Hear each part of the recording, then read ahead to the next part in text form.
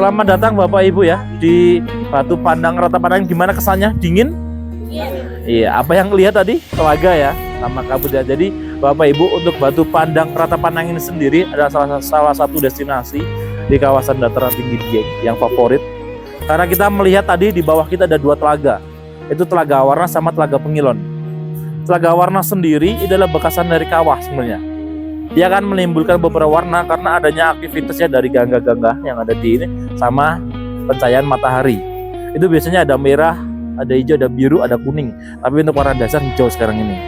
Terus sebelahnya itu ada Telaga Pengilon. Pengilon itu artinya kaca ataupun cermin.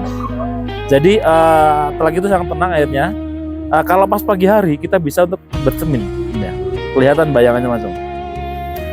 Tapi untuk filosofinya itu kita sebagai umat manusia harus selalu bercermin diri kepada Tuhan Yang Maha Esa. Bercermin diri, melihat warna-warni kehidupan. Apa sih yang kita dapatkan dari hidup ini? Entah itu amal kebaikan atau amal keburukan, warna-warni seperti itu. Terus kenapa ini Bapak Ibu dinamakan Batu Pandang Ratapandang? Karena kita bisa melihat tadi kita duduk di situ kalau pas lagi sepi, kita memandang ke depan ya kan, dua telaga itu melihat Telaga Pengilon untuk introspeksi diri, sama lihat Telaga Barat tentang warna-warni kehidupan ini. Sama kita melihat sebenarnya depannya ada gunung perahu untuk keindahannya sebenarnya. Jadi kita akan menikmati di situ. Kadang-kadang kalau pas lagi sepi itu ya Bu ya, ini jangan sampai kejadian ya, ngelamun di situ tahu-tahu lompat dia. Karena kan nggak ada pembatasnya itu. Karena sepinya nyanyi apa? Kalau kita untuk introspeksi diri, untuk menyepi, tempat yang cocok di sini sebenarnya. Kalau pas lagi sepi. Terus untuk Ratapandang sendiri adalah bebatuan, jenis batu andesit Pak.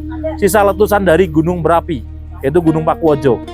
Yang bebatuan ini kita bisa melihat nih, kayak batu dipotong-potongan. Adalah sisa batu yang digunakan untuk pembikinan candi. Candi yang tadi kita Arjuna itu batunya ngambil dari sini. Makanya ini banyak sekali potongan-potongan. Kita juga melihat dengan usia yang sudah puluhan, sudah ribuan tahun ya. Batu-batu ini, tumbuhan itu hidup di lumut-lumut yang ada di batuan. Itu bantan itu lumut-lumut, tapi dia tumbuh di situ. Termasuk ini juga.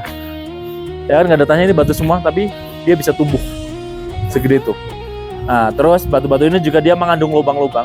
Kalau dulunya kalau pas banyak lubang-lubang ini terkena angin yang kencang, ya itu akan menimbulkan suara. Nyaring, iya Ratapandang di situ. Tapi kalau untuk menyepi paling enak di sini Bu. Ya karena apa? Kita duduk di situ, kita nyantai di situ melihat keindahan sini, pikir kita akan lebih tenang. Mohon maaf kalau orang lebih tenang itu biasanya di tempat-tempat yang lebih sepi. Seperti itu Bapak Ibu ya. Untuk di sini juga bebatuan ini ternyata untuk batu andesit ini kita ada seratnya Bu. Ada serat. Jadi tukang batu kita bisa melihat, kita bayangannya batu segede ini gimana mecahinya. Tapi terbukti pecah. Sampai sekarang pun ada yang masih bisa pecah seperti ini. Itu kalau tukang batu di wilayah pegunungan itu masih bisa. Batu kayak gini segede ini itu nggak sampai 1 minggu udah bisa dibelah. Kita pernah dulu ya yang setengahnya ini, setengahnya paling sekitar 3 jam udah bisa kebelah batunya. Dia cuma pakai palu sama pakai besi doang, udah itu bisa. Karena apa? Ternyata batu-batu kayak gini dia ada seratnya. Jadi kalau udah ketemu seratnya, itu kayak kita ngupas lihat kayu lah. Kalau motong kayu kita sesuai dengan seratnya kan itu enak. Tapi kalau kita harus dipotong gini susah. Jadi ternyata batu juga seperti itu. Jadi batu-batu ini adalah batu andesit, sisa dari magma yang telah mengeras.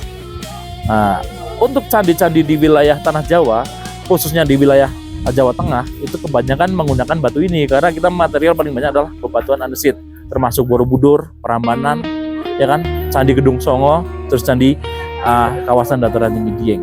Seperti itu Bapak Ibu. Terus di atas itu Bapak Ibu ya, sebenarnya di atas itu ada salah satu tempat petilasan. Orang sini bilangnya petilasan. Petilasan dari tadi siapa? Kiai Kolodete. Salah satu tokoh penyebar agama Islam di kawasan dataran tinggi Dieng. Beliau melakukan muksa atau bertirakat di area di belakang Batu Pandang. Kalau dulunya mah kita juga lihat Bapak Ibu untuk tanah sini juga nggak terlalu banyak, tapi